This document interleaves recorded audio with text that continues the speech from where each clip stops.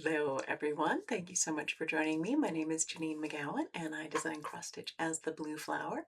It's actually a Friday evening here in Northern Nevada and I'm filming this a little bit early because tomorrow morning when I would normally do the Flosstube, I will be out at the Animal Ark doing my meet and greet for the Jingle Ball entertainment video. So I'll be meeting with a desert tortoise.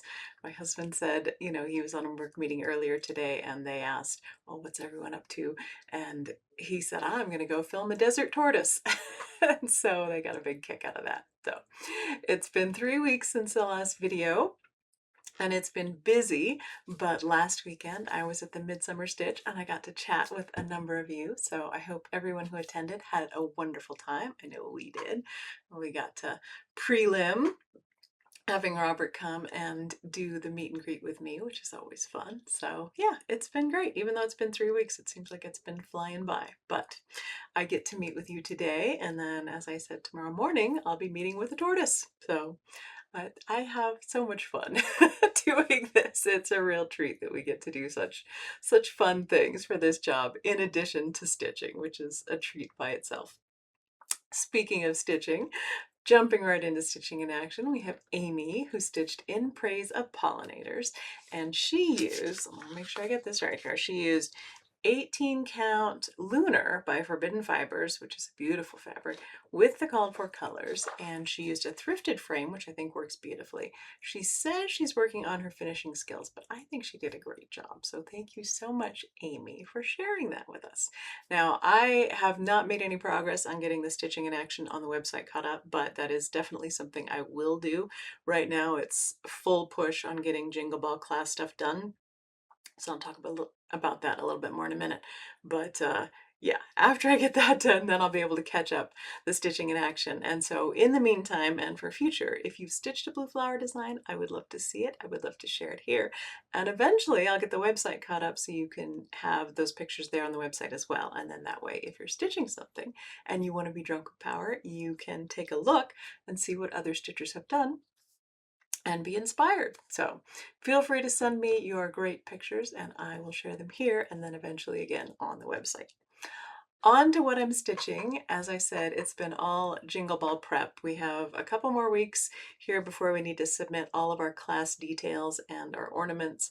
So I've been working on stitching those models and finalizing those, which is a lot of fun, but hasn't sadly made me feel any cooler despite doing winter stitching, but it is a lot of fun. So I'll just be doing that until it's done and probably not doing any personal stitching, pardon me, until I finish with that.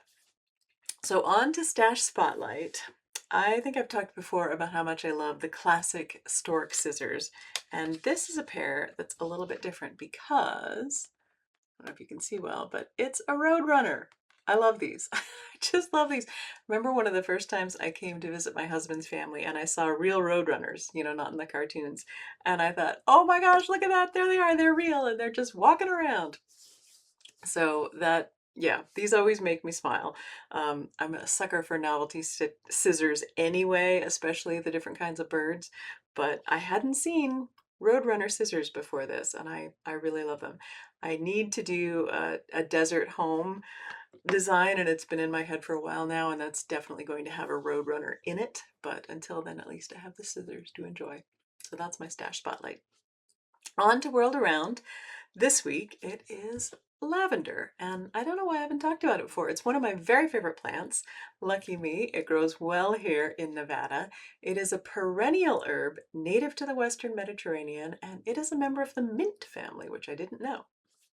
The name that we use comes from the Latin lavare, or to wash, and recorded use of lavender goes all the way back to ancient Egypt and even India when it was incorporated into the process of mummification. In fact, traces of lavender were found in King Tut's tomb, which is pretty astonishing.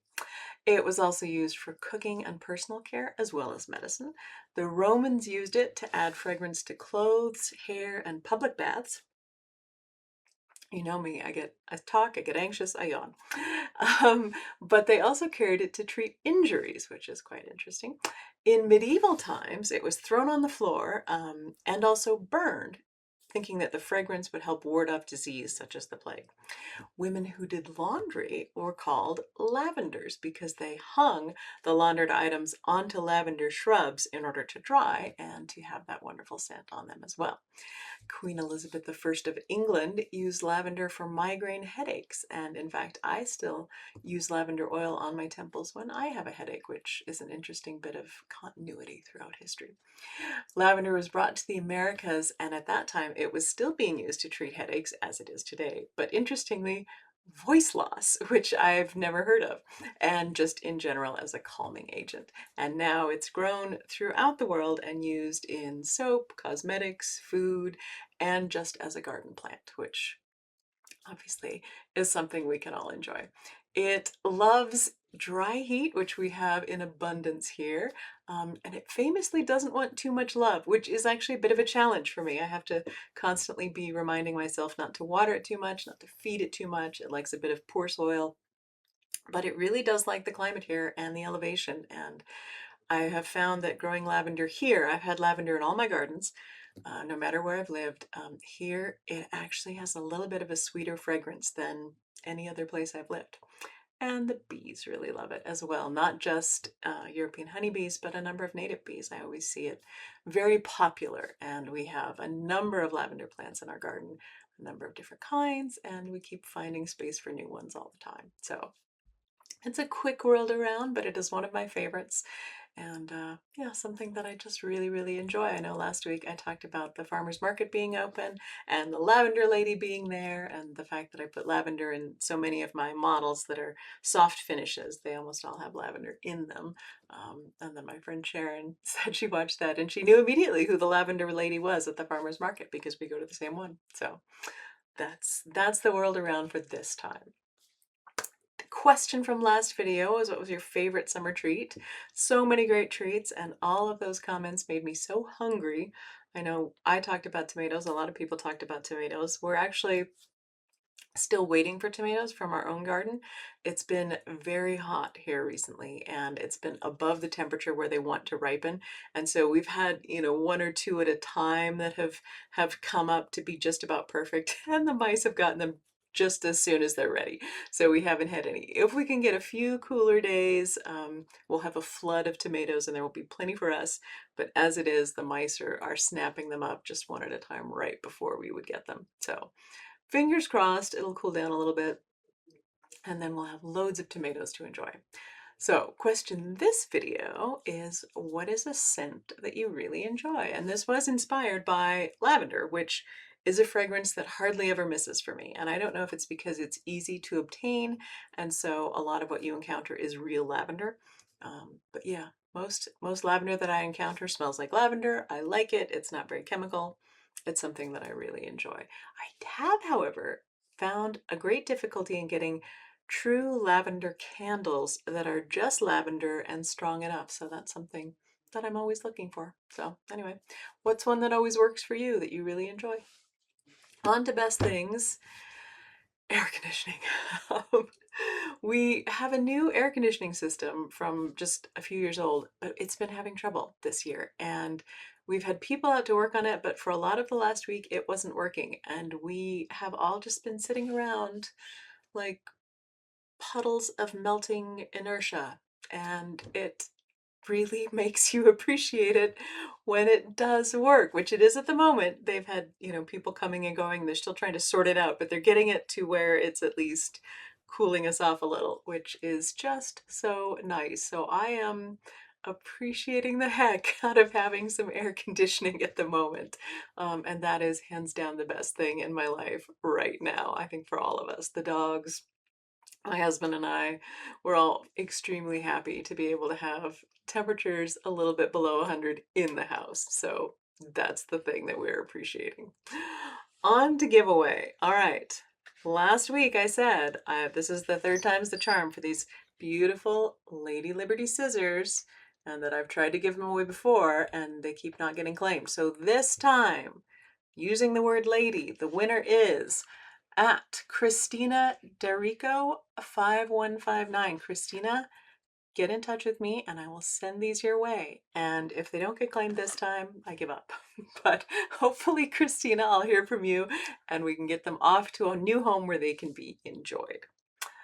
On to giveaway this time. Let's see, this video is this beautiful chart, Pollinator's Garden. We're really sticking with the theme here with the lavender and the garden and the whole thing.